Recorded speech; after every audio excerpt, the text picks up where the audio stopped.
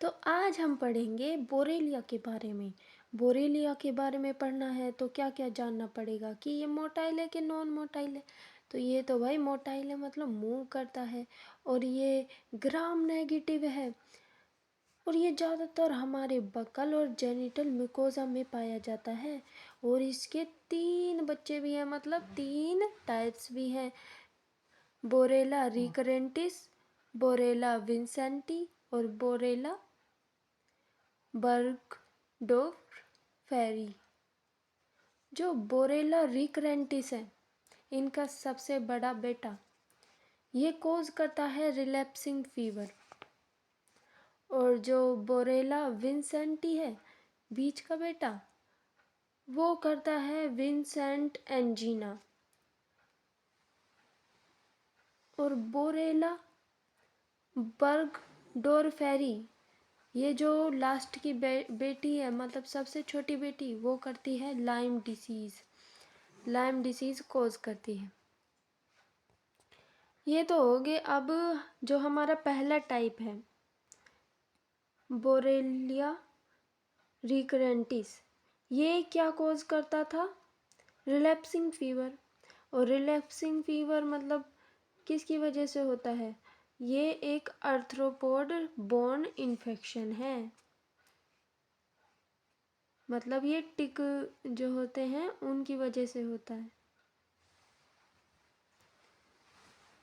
Morphology, अब इसकी बाहरी स्ट्रक्चर भी तो जानना जरूरी है ना।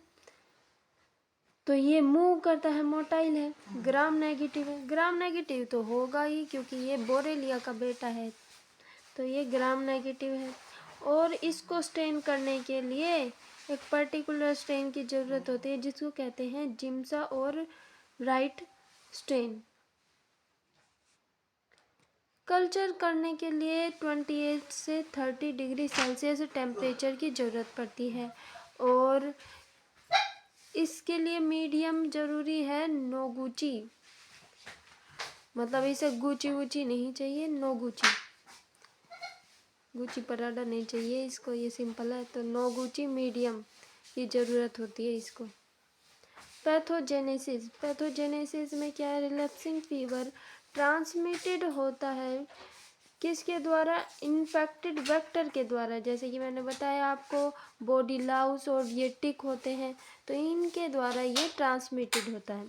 और इनका इंक्यूबेशन पीरियड होता है 2 से 10 दिन तक। डिसीज़ को हम कैरेक्टराइज्ड कैसे करेंगे कि ये सडन ऑनसेट होना फेब्राइल एपिसोड का, एकदम से बढ़ना।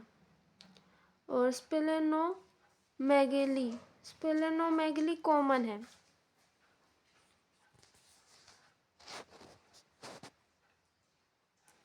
लेबोरेटरी डायग्नोसिस, तो लेबोरेटरी डायग्नोसिस के लिए हमें क्या करना पड़ेगा?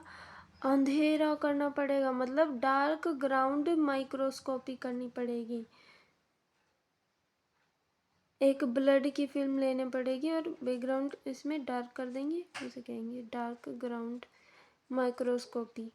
और जिम्सा और लेसमान स्टेन की ज़रूरत पड़ेगी। हमने पढ़ा भी था ये पहले भी, जिम्सा और राइट स्टेन। इसमें क्या लिख दिया? जिम्सा और लेसमान स्टेन का यूज़ करेंगे। और कल्चर और सेरोलॉजी करेंगे। साइफिलिस है वो पॉजिटिव ग्राम, मतलब साइफिलिस पॉजिटिव होगा इस कंडीशन में, क्योंकि रिलैप्सिंग फीवर में कभी कभी साइफिलिस पॉजिटिव पाया जाता है। ट्रीटमेंट के लिए हमें चाहिए टेट्रासाइक्लिन, क्लोरमफेनिकोल, पेनिसिलिन, इरिथ्रोमाइसिन।